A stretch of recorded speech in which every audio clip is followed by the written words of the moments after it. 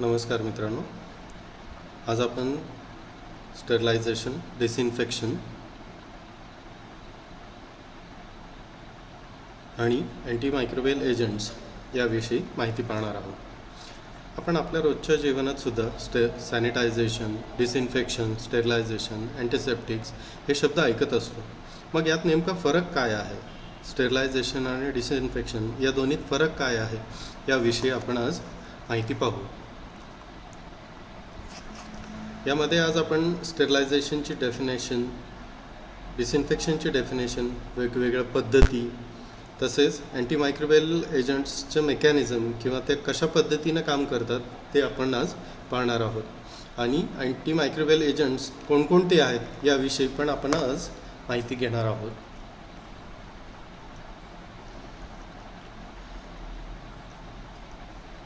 आता आपण पाहू की स्टेरिलायझेशन म्हणजे काय। Sterilization, to complete remove all kinds of microbes, bacteria, mycobacteria, viruses and fungi by physical or chemical methods. म्हणजेच स्टेरिलायझेशन म्हणजे बॅक्टेरिया, मायकोबॅक्टेरिया, व्हायरसेस अँड फंजाय अशा कोणत्याही प्रकारचे मायक्रो ऑर्गॅनिझम्स सरफेसवर किंवा कोणत्याही मटेरियलमध्ये न राहणे याला आपण स्टेरिलायझेशन म्हणतो। कोणत्याही प्रकारचे मायक्रो ऑर्गॅनिझम्सचे फिजिकल किंवा केमिकल प्रेझेन्स नसणे याला आपण स्टेरिलायझेशन म्हणतात। स्टेरिलायझेशन हे त्या मायक्रो ऑर्गॅनिझम्सचे स्पोर्ससुद्धा मारून टाकायला सक्षम असते। एखादे मटेरियल किंवा पद्धत ज्याद्वारे स्टेरिलायझेशन केले जाते त्याला स्टेरिलंट असे म्हणतात। आता आपण स्टेरिलायझेशनच्या वेगवेगळ्या पद्धती पाहू। पहिली पद्धत आहे फिजिकल, ज्याच्यामध्ये moist heat, dry heat, sterilization, UV radiation आणि आयनायझिंग रेडिएशन या मीडियमचा किंवा या मेथड्सचा समावेश होऊ शकतो। दुसरी आहे यूज ऑफ गॅस वेपर्स, ज्याच्यामध्ये इथिलीन ऑक्साईड, फॉर्माल्डिहाइड वेपर्स किंवा hydrogen peroxide vapours, plasma gas, chlorine dioxide gas अशा पॉयझनस गॅसचा वापर केला जातो स्टेरिलायझेशनसाठीचा। तिसरी मेथड आहे केमिकल स्टेरिलायझेशन, ज्याच्यामध्ये use of different concentrated acids, glutaraldehyde अशा पद्धतीचा त्याच्यामध्ये वापर केला जातो। आता आपण फिजिकल मेथड्स किंवा स्टेरिलंट्स विषयी माहिती घेऊ। यात पहिली आहे स्टीम अंडर प्रेशर। यामध्ये 121 डिग्री तापमानावर 15 ते 20 मिनिटं झाकणबंद वेसलमध्ये मटेरियल ठेवले असता स्टेरिलायझेशन होते, किंवा हे जनरली मीडियमसाठी वापरले जाते। लिक्विड मीडियम किंवा कल्चर मीडिया जो वापरला जातो त्याच्यासाठी ही जनरली वापरली जाते मेथड, ज्याच्यामध्ये 121 degree Celsius for 15 to 20 minutes म्हणजेच 15 LBचं प्रेशर तिथे वापरलं जातं। इनॅनिमेट मटेरियलसाठी 132 डिग्री सेल्सिअस तापमानावर अर्धा तास झाकणबंद वेसलमध्ये स्टेरिलायझेशन केले जाते। दुसरी आहे ड्राय हीट, ज्याच्यामध्ये ऑब्जेक्ट्स हे 171 डिग्री सेल्सिअस सारख्या उच्च तापमानावर 1 तासासाठी ठेवले जातात। काही वेळेस ऑब्जेक्ट कोणता आहे त्यावर तापमान आणि वेळ हे दोन्हीही व्हॅरी केले जाऊ शकते। काही वेळेस 160 डिग्री सेल्सिअसवर 2 तास किंवा अगदी 121 डिग्री सेल्सिअसवर 16 तासापर्यंत इनॅनिमेट मटेरियलचे स्टेरिलायझेशन केले जाऊ शकते।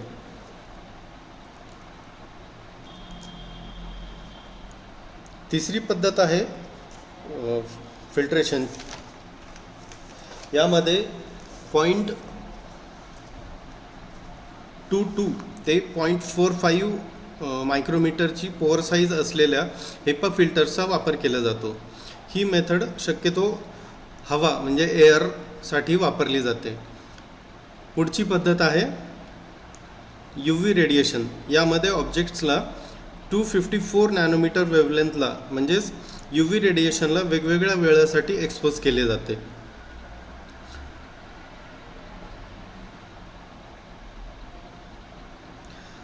फिजिकल स्टेरिलंट्समधील पुढची मेथड आहे आयनायझिंग रेडिएशन।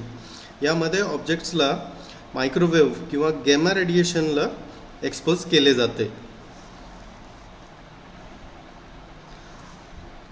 पुढची आहे गॅस वेपर स्टरलायझेशन. यामध्ये ऑब्जेक्ट्सला इथिलीन डायऑक्साईडमध्ये 450 ते 1200 mg/L at 29 degree Celsius to 65 degree Celsius for 2 to 5 hours ठेवले जाते. यामध्ये फॉर्मल्डिहाइड वेपर्सचा पण वापर केला जातो. 2% to 5% at 60 degree Celsius to 80 degree Celsius हे पण वापर केला जाऊ शकतो. 30% hydrogen peroxide vapour at 55 degree Celsius to 60 degree Celsius याचा पण वापर केला जाऊ शकतो. प्लाझ्मा गॅस म्हणजेच हायली आयनाइज्ड हायड्रोजन पेरॉक्साईड गॅसचा पण वापर केला जातो.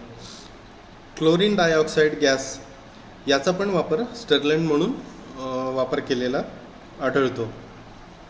पुढे आपण केमिकल स्टरलायझेशन विषयी माहिती घेऊ.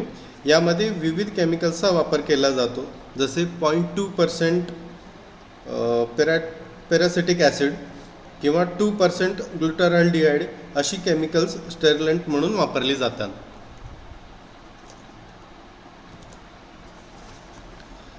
मित्रांनो, प्रत्येक गोष्टीचे फायदे किंवा तोटे असतात. तसेच स्टरलँटच्या वापराचे पण फायदे आणि तोटे आहेत. स्टीम किंवा मॉइस्ट अँड ड्राय हीट याचा फायदा हा आहे की कॉमनली वापरली जाणारी स्टरलायझेशनची मेथड आहे, परंतु ही मेथड हीट सेन्सिटिव्ह तसेच टॉक्सिक आणि वोलाटाईल केमिकल्ससाठी वापरल्या जाऊ शकत नाही. दुसरं, फिल्ट्रेशन. ही पद्धत हवेतील बॅक्टेरिया व फंजाय काढू शकतात, हा त्याचा फायदा आहे. याचे उदाहरण आहे हेपा फिल्टर्स. हेपा म्हणजेच हाय एफिशियन्सी पर्टिक्युलर एअर. परंतु यातून व्हायरसेस आणि काही स्मॉल बॅक्टेरियाज हे पास ऑन होऊ शकतात. कमी आकार असल्याकारणाने फिल्टरमध्ये हे मायक्रोप्लाझ्मा अडकू शकत नाहीत. त्यामुळे कम्प्लिटली स्टरलायझेशन हे होऊ शकत नाही. इथिलीन डायऑक्साईड हे सर्वात जास्त वापरले जाणारे स्टरलँट आहे, परंतु हे एकतर फ्लेमेबल किंवा एक्सप्लोजिव्ह आहे आणि हा गॅस कार्सिनोजेनिक आहे, म्हणजेच याच्या अतिवापरामुळे कॅन्सर पण होऊ शकतो. फॉर्माल्डिहाइड गॅस हा पण कार्सिनोजेनिक आहे.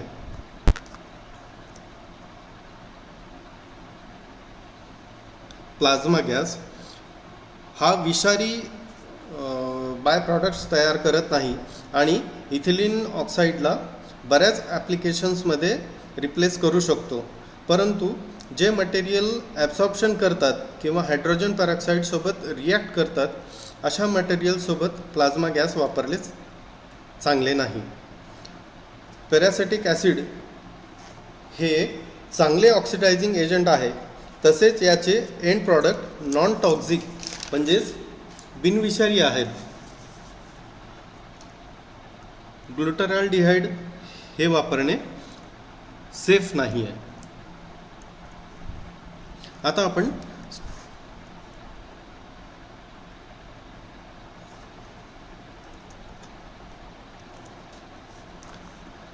आतापर्यंत आपण स्टरलायझेशन म्हणजेच complete removal of micro organisms विषयी पाहिले. आता आपण डिसइन्फेक्शन विषयी माहिती पाहू. डिसइन्फेक्शन म्हणजेच काही रेजिस्टंट मायक्रो ऑर्गॅनिझम्स किंवा स्पोअर्स सोडून बाकी सर्व प्रकारचे मायक्रो ऑर्गॅनिझम्स मारणे याला डिसइन्फेक्शन असे म्हणतात. कॅटेगरी वाईज पाहिलं तर जास्त इफेक्टिव्ह स्टरलायझेशन असतं, ज्यात कंप्लीट किलिंग होतं. इंटरमिडिएट आणि लो लेवल्स या तितक्याशा इफेक्टिव्ह नसतात. डिसइन्फेक्टंट हे अशा पदार्थाला म्हणतात जे सरफेसवरच्या मायक्रो ऑर्गॅनिझम्सला मारण्यासाठी वापरले जातात. आता आपण कन्सिडरेशन्स ऑफ डिसइन्फेक्टंट याच्याविषयी माहिती पाहू. Considerations of disinfectant चा इफेक्टिव्हनेस खालील बाबींवर अवलंबून असतो. ज्या वस्तूंचे डिसइन्फेक्टंट करायचे आहे त्याच्यावरती अवलंबून असतो. दुसरा आहे कंटामिनंट मायक्रो ऑर्गॅनिझम्सची संख्या किती आहे त्याच्यावरती पण ह्याचा इफेक्टिव्हनेस अवलंबून असतो. त्याच्यानंतर तिसरा आहे सेंद्रिय सामग्रीची मात्रा किती वापरलेली आहे. ऑर्गॅनिक मटेरियल जे आहे ते किती प्रमाणात आहे त्याच्यावरती पण ह्याचे इफेक्टिव्हनेस अवलंबून असतो.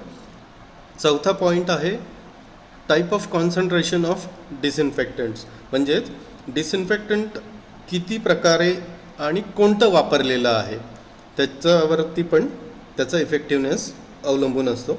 आणि पाचवा पॉईंट आहे duration and temperature of exposure, म्हणजेच एक्सपोजरचा कालावधी आणि तापमान किती आहे त्याच्यावरती पण याचा इफेक्टिव्हनेस अवलंबून असतो. Antiseptics and antiseptic agent. Use of chemical agents on skin और living tissues to inhibit or eliminate microbes. Antiseptic agents are selected for their safety and efficacy. म्हणजेच त्वचा किंवा जिवंत टिश्यूवरचे मायक्रो ऑर्गॅनिझम्सचे प्रमाण कमी करण्यासाठी केमिकल एजंट्सचा वापर होऊ शकतो. अँटीसेप्टिक एजंट्सची सुरक्षितता आणि कार्यक्षमता तपासूनच त्याची निवड केली जाते. यामध्ये 70 to 90% अल्कोहोल, 0.5 to 4% क्लोरहेक्झिडिन अशा केमिकल्सचा समावेश होतो. अँटीमायक्रोबियल एजंट्सचा शोध कसा लागला ते आपण पाहू. The discovery of antimicrobial agents. In 1930s Gerhard Domark discovered the antibacterial effect of Prontocil, which is Nobel laureate. म्हणजेच 1930 मध्ये गरहार्ड डोमॅक या शास्त्रज्ञाने पेंटोसिल या केमिकल्सच्या अँटीमायक्रोबियल इफेक्टचा शोध लावला. त्याबद्दल त्यांना नोबेल पारितोषिक पण मिळालेलं आहे. ए फ्लेमिंग यांनी स्टेफिलोकोकस या स्पीसीजची वाढ ही पेनिसिलिनने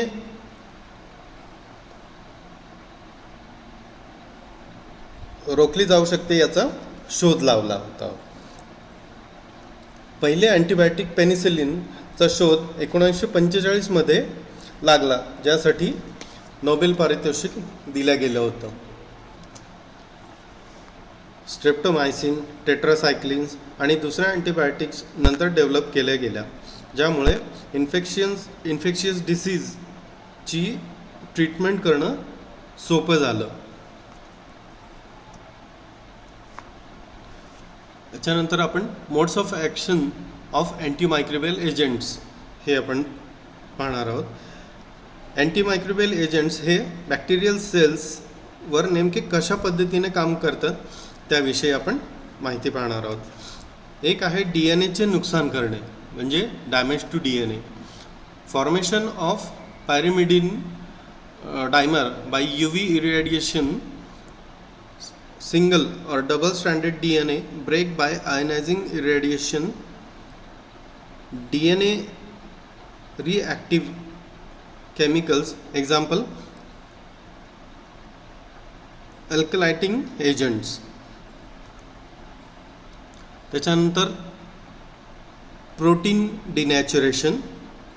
तिसरा आहे बॅक्टेरियल सेल्सचं सेल वॉल तोडून, डिसरप्शन ऑफ सेल मेम्ब्रेन और cell wall. The next one is sulphydryl group काढून टाकणे, removal of free sulphydryl groups. Formation of disulphide bond by oxidizing agents, heavy metals combine with sulfhydryls. The next one is chemical antagonism, that is interference with the normal reaction between an enzyme and its substrate. That means सजीवांच्या शरीरात निर्माण होणारे द्रव्य आणि त्याचा थर या दरम्यान सामान्य प्रतिक्रिया करून हस्तक्षेप करणे, या सर्व प्रकारे बॅक्टेरियाला मारून टाकले जाते.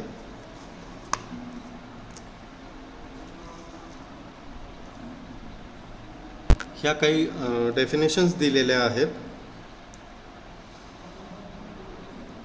याच्याविषयी माहिती दिलेली आहे. डिसइन्फेक्शन म्हणजे काय, डिसइन्फेक्टंट्स काय असतात, अँटीसेप्सिस काय आहे, स्टेरिलायझेशन, स्टेरिलेंट याविषयीच्या वेगवेगळ्या डेफिनेशन इथे दिलेल्या आहेत. Thank you very much.